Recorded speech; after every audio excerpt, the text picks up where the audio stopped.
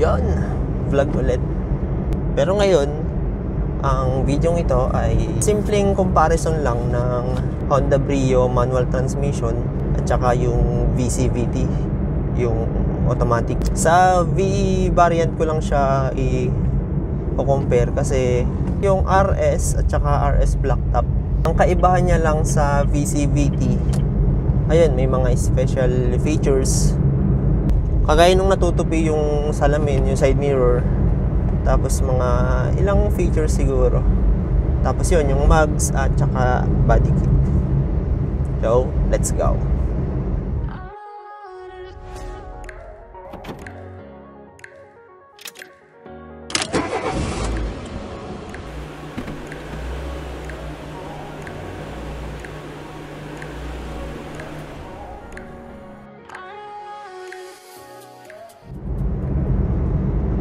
Unahin ko yung itsura.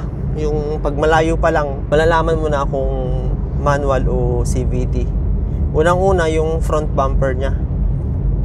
Si CVT, meron siyang fog lamp.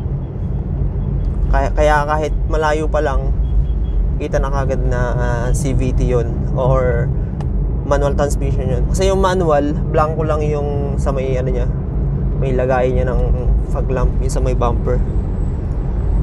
Tapos, ayun, isa pa, yung mugs. Ang VCVT, naka-mugs siya na 14 inches lang. Tapos, ang manual transmission, steel rim lang. So, pero may takip siya, may hubcap siya na nakasama sa tornilyo. Yung ibang hubcap kasi, naka-clip lang, kaya yung iba nawawala, nahuhulog, or nanakaw. Dito sa Brio na manual transmission, kasama siya sa tornilyo. Yun yung palatandaan para malayo pa lang yung Brio, malalaman mo na kagad kung manual transmission or CVT. At saka napansin ko rin sa CVT, kapag mayroon akong sinusundan na CVT na Brio, madalas sila nagpepreno. Ayun, kaya makikita dun kung matik o hindi. Uy, price drop. Kapag gas muna.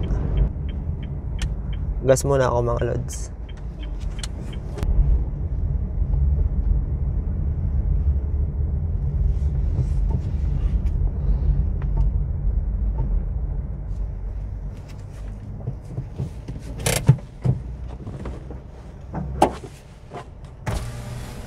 Sir, full tank XCS. Yeah.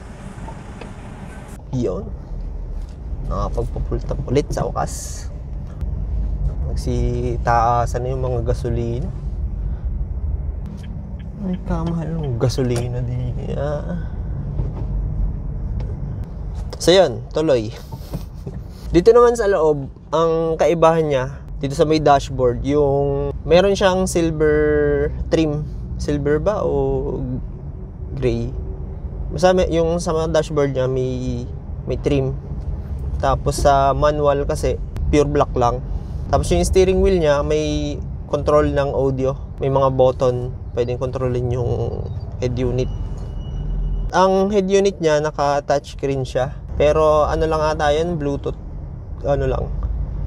Bluetooth connectivity.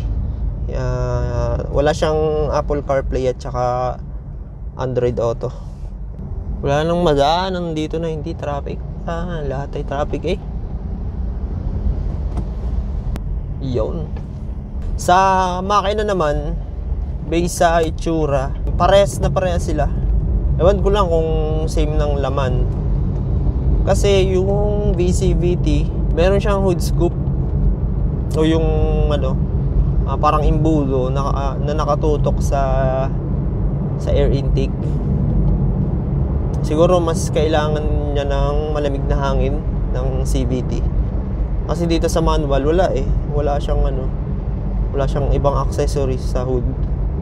Hindi katulad ng VCVT na may hood scoop. Yung RS variant nga meron pang insulation. Pinakamalaking kaibahan nila, syempre, transmission. Manual transmission, 5-speed siya. At CVT or yung automatic. Hindi siya typical na automatic na kagaya noon. Sa ngayon, CVT na siya. Ang isa pa ang kaibahan, yung fan ng CVT, dalawa sa transmission at saka yung sa radiator at saka condenser. Yun yung kaibahan pag sinilip yung engine bay. Pero sa unang tingin talaga parehas na parehas eh. Ewan ko lang, siguro syempre magkaibang transmission, magkaiba yung implementation o yung configuration. Kasi merong configuration na pwede kay manual na hindi pwede kay CVT. Parang ganun lang. Tsaka pala, yung sa may mga button dito sa may pintuan, yung mga power windows. Yung CVT, meron siyang button para sa lock-unlock ng mga pintuan. Hindi katulad sa manual na wala. Nandun lang sa may mismong bukasan yung lock at unlock. Pero kontrolado ng dito sa may driver side lahat ng pintuan, yung auto lock at saka unlock.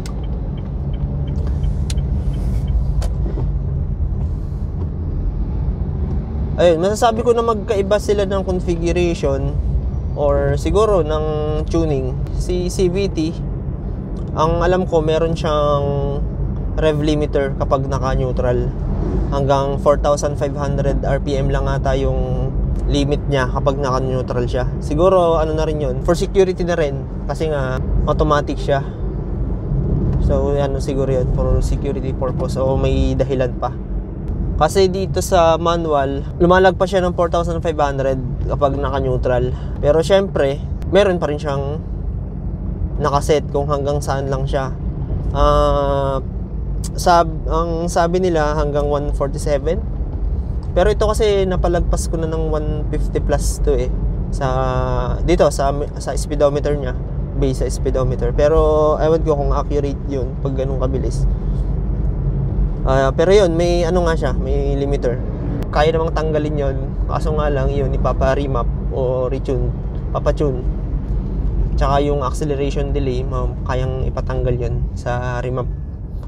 Yung CVT pala may ano siya, may speed sensing door lock. O pag naabot na niya yung nakaset na speed, automatic maglalak yung mga pintuan niya. Pero nare-reprogram daw yun. Hindi ko lang alam yung details kung paano. So yun lang naman, mga simpleng details lang. Kahit tingnan naman dun sa owner's manual, halos wala silang pagkakapareho. At yun nga lang sa transmission. Yun, nag-teleport na ako from Palapala to Salitran. Wala eh, traffic eh. Tapos na rin naman yung vlog. Ayun, napansin ko pala, marami na din na Brio vlogger o yung mga vlogger na yung content tungkol sa sasakyan, especially sa Brio. Ayan, kagaya na lang ni syempre si Sir Dan, si Kuya Shane, si Sir Saldi Sanchez, at marami pang iba. Hindi ko na matanda yung iba. Marami ako napapanood na yung content nila about sa Brio or sa sasakyan. And shout out sa inyo mga sirs. At yun, kung subscriber kita at umabot ka rito, maraming salamat sa'yo. At kung hindi pa naman, baka naman subscribe na. At hanggang sa muli, maraming salamat sa panonood. Peace. Escape while you and me repeat. This bittersweet heat is suffocating. I'm waiting and always hesitating. Kryptonite desires set my heart afire.